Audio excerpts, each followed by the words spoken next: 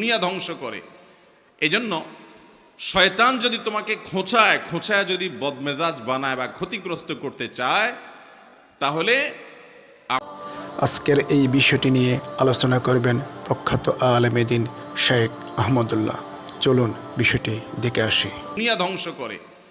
এজন্য শয়তান যদি তোমাকে খোঁচায় যদি বদমেজাজ বানায় বা ক্ষতিগ্রস্ত করতে চায়, তাহলে আউযু বিল্লাহি মিনাশ শাইতানির রাজিম বলবে। এটা আল্লাহর নির্দেশনা। এজন্য শয়তান থেকে পানাহ চাইতে হয় বদমেজাজ হলে, রাগ হলে।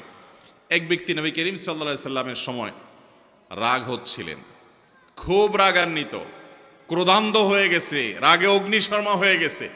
নবী সাল্লাল্লাহু আলাইহি সাল্লাম দূর থেকে দেখে বলছেন, এই লোকটার মধ্যে যে প্রচন্ড রাগ দেখা যাচ্ছে, খুব বদমেজাজ হয়ে গেছে, ইন্নিল্লা আ'লামু কালিমাতান, আমি একটা বাক্য জানি, এই বাক্যটা যদি সে বলে তার রাগ কমে যাবে। তখন নবী সাল্লাল্লাহু আলাইহি সাল্লাম তাকে শুনিয়ে দূর থেকে সে বাক্যটা পাঠ করলেন। সেটা হলো আউযু বিল্লাহি মিনাশ শাইতানির রাজিম। এই বাক্য পাঠ করার পর ওই লোকটা দূর থেকে শুনে তিনি ওই বাক্যটা পাঠ করলেন এবং তার বদমেজাজি আল্লাহ রাব্বুল আলামিন দূর করলেন। ভাইরা আমার, আমরা হলে তো যায়া বলতাম, এ ভাই তোমার মাথা এত গরম হয়ে গেছে, তোমাকে একটা দোয়া শিখাই দিই, এই দোয়াটা করলে সাথে সাথে তোমার মাথা ঠান্ডা হয়ে যাবে, তুমি আউযু বিল্লাহি মিনাশ শাইতানির রাজিম পাঠ করো। এটা তার কাছে যাইয়া রাগের মুহূর্তে বললে দোয়া সে নেওয়া তো দূরের কথা, বরং বক্সিন একটা আপনার নাকের ভিতর মারার আশঙ্কা ছিল, কি থাকবে কি থাকবে না।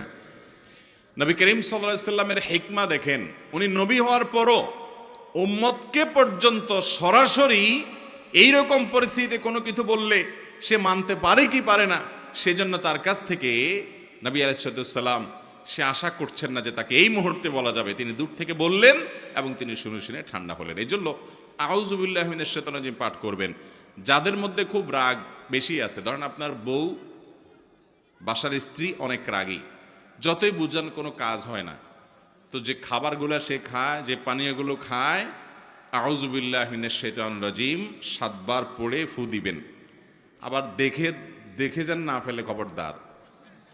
দেখলে কিন্তু খবর আছে, বলবো যে কি মন্ত্র পড়ে কি করছো, আরেক যুদ্ধ বাঁধবে কিন্তু।